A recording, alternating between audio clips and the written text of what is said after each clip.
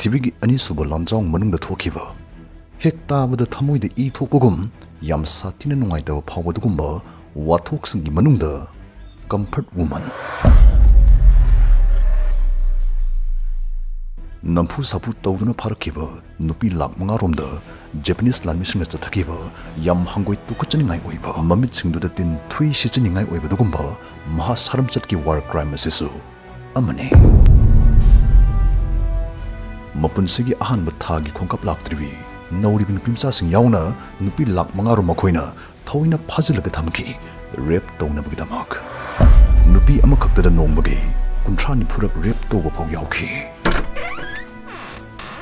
Sigma nupi sing sibu moina moigi pukning haksang pelhan nupi comfort woman haina ming thonduna khangnaki ngasigi video asti sigma marai bakti khrabi sijaragi fau yadana ne hatpi khrabi sing sigi makhoigi warini sigi akangna itihas ki leimai sitamna dum puzari masidegi chahi mariphugi mamang prithibigi ani subalanjang manung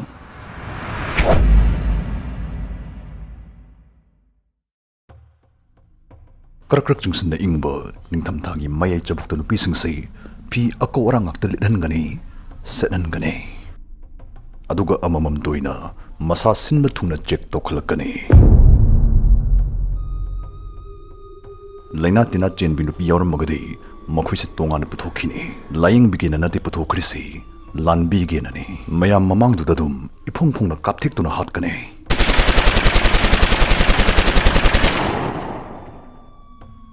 Matawasumna Prithibigi ani sublanjang manungda lanjadribi nupija kyagi punsi loiki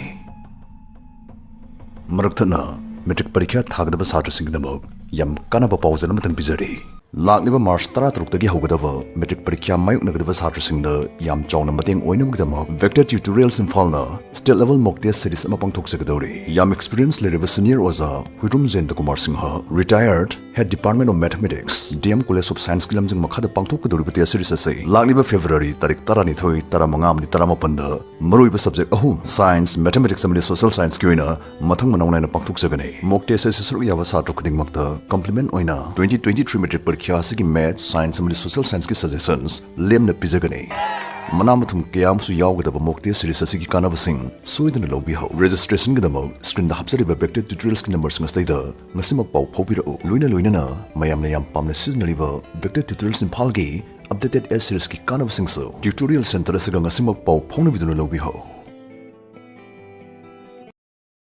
masan narak pakhangna karigumba angang mirol sabagaso adum kapthek tuna hatkane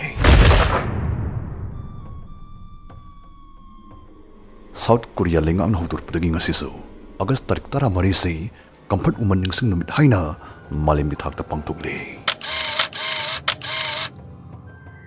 mitkup amatang sor thingduna ningsing na se comfort woman sing hakthing narangudaba khangam darba saina do adongi mitmangna kapthok charake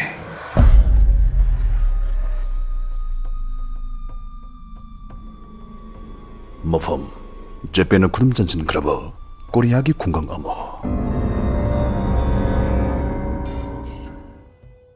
Chekmuk lauda chekpa kalengi ayuk amane Japanese lanmisingna thongkau khairaptuna imungda leram pot thugai yai khaiba horaki ahanbran passing hana lan panghanabni haiduna pharaga pukhi chatningdabagi mong hek tawsing sathina kawnet patawduna phudei asumna pukhibna passing ikui kuidana lanmungna sibagi pawtani tariba makhune thirak isi lan panghanabna passing taraibo natte nupi sing su yoksilakhi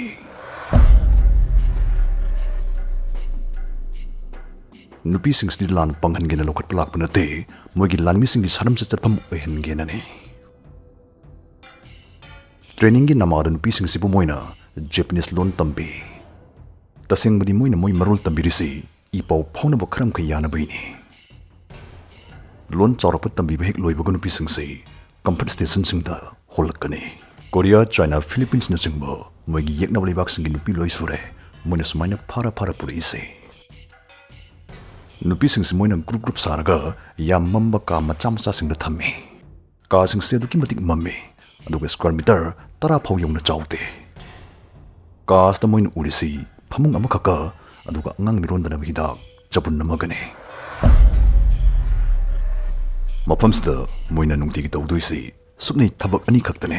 Ahanba thabakna nupi oibigi ijat mangba, aduga anisuba thabakna angang mirolaktanaba hidak thakpasne.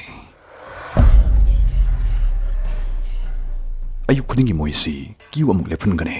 Mirondanaba hidak yalaknaba amadi mironde check tongnaba. Mirolamba natragana narak yalakpa nupi yaurambagadi kapthektuna hat tawribane.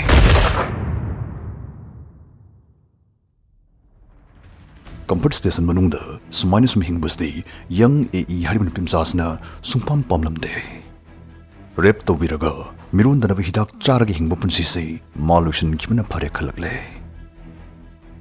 Ma mirondanaba hidak thakpa toklame.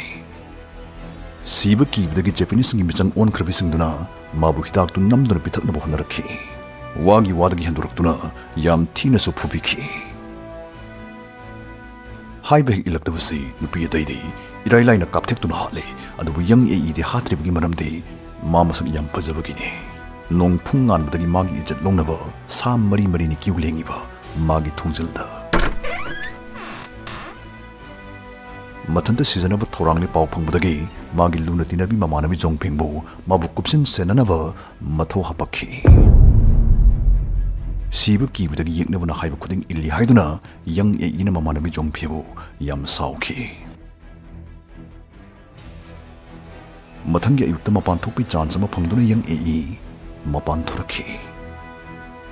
Tanja phangnisida sijahorage khudong chabsi mangalaroigi khalle. Young AE nungduma makhulaga phamjilaba imaidu thomduna thugairame. Jongthaduna sijaragi khanbane adubu jongthaba nanghaude jongphena tanja chana hosilaktuna mabu kallakhi. Asumna sijaragi haiba phau yada prithibigi ani sub lanjang manungda lanjadribi nupija kyagi punsi yam thina na hetpikhi. Lan loiraba matung fana sangna 1997 fawba human rights activist amun hinglambi matam amagi comfort woman kim hection nam lupirang shintha asumna phongtoklamkhi. Matamda dai chahi 13 subta ngairi Japanese lan missing akhui shumangda truck amada thaujalakhi. Aikhoibu pangphuda phuraga truck maningdo higatkibane. Aibudi phisasangda thaba ama pibina harambane adubu phisasang hek yawgadi moina aibo rep tawbikhi. Rep tawbu sunglem lepkhide nongmudu kunthran phurak tawbikibane. Masdagi ai nupa haiba jatchek ubaga akiba madi tukachaba pokpa horakhi. Madu yam akanbe thelne maduri aigi thawai kan birakhiba aigi nupa phawbaina akiba dum phawraga lekhi.